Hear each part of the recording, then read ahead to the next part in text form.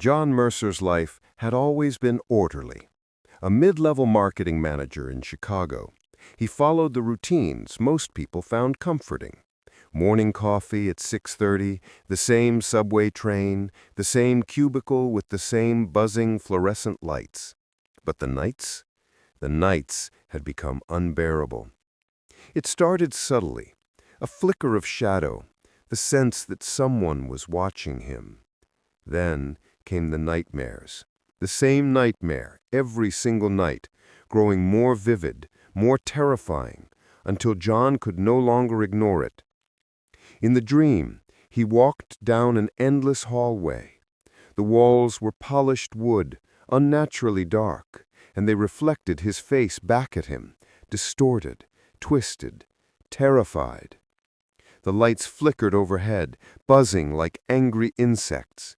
At the end of the hallway stood a door, black, massive, covered in strange symbols he couldn't read. He never made it past the door. The moment his hand brushed the doorknob, he would wake up, drenched in sweat, heart pounding, gasping for air. At first, he told himself it was stress. Work had been rough, the long hours and endless emails piling up. But soon he realized it was more than stress. The nightmares weren't fading, they were evolving. Shadows moved, whispers turned into words, words he couldn't escape. You can't escape, you never will.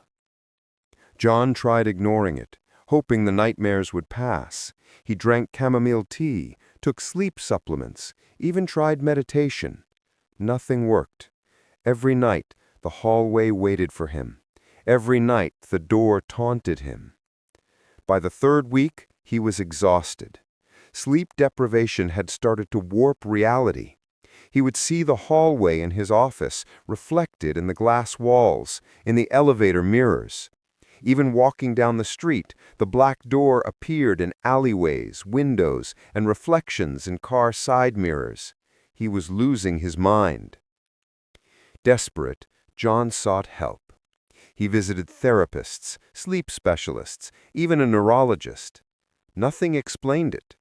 His brain scans were normal, tests showed normal sleep patterns, yet every night the nightmare returned, unrelenting. Then he met Dr. Evelyn Hart, sharp, confident, with a reputation for treating the most unusual cases. She didn't flinch when John described the hallway, the faceless figures, the door. Instead, she leaned forward, calm but intense. John, these aren't just nightmares. They're messages from your subconscious, something you're avoiding, something your mind forces you to confront every night. She proposed a radical approach, lucid dreaming therapy. John would learn to face the hallway, face the door, and confront the faceless figures. He was skeptical, but he had no other choice. The first session was terrifying. He lay in a dimly lit room, Dr. Hart guiding him into a hypnotic state. The moment he entered the hallway, his body froze. The shadows noticed him. The whispers began. But this time, he remembered Dr. Hart's words. You are in control. He walked forward. The faceless figures paused. The whispers faltered. He reached the door. His hand trembled on the cold knob. And then he opened it. Inside, there was no darkness, only a mirror that reflected not just his face, but his fears.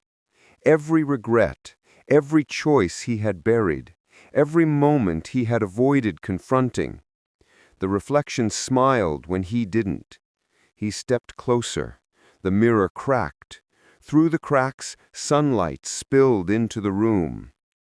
John woke up on the floor of his bedroom, bruised, sweat-soaked, exhausted. But something had changed. The nightmares were no longer bleeding into his day. The hallway didn't appear in reflections. The shadows stayed in the corners of his mind, waiting, but powerless. Night after night, Under Dr. Hart's guidance, John returned to the hallway, facing the door, the shadows, and finally, himself. Each session was terrifying, exhausting, and painful, but slowly, the nightmare changed. The figures no longer moved, the whispers softened, the door no longer taunted him. Finally, one night, John walked through the door without fear. On the other side, light. A sunlit room with walls of windows, overlooking endless green fields. No shadows, no whispers, just peace. He breathed deeply, tears sliding down his cheeks, feeling freedom he hadn't known he could experience. The nightmares hadn't just been dreams, they had been lessons. Fear, guilt, and regret had trapped him for years. And by facing them, John Mercer finally understood what freedom really meant, confronting the darkness within. Now, when night falls, John sleeps peacefully. He still dreams, but the shadows never touch him. The door no longer waits. He has learned the truth. The only thing more terrifying than the darkness is running from it.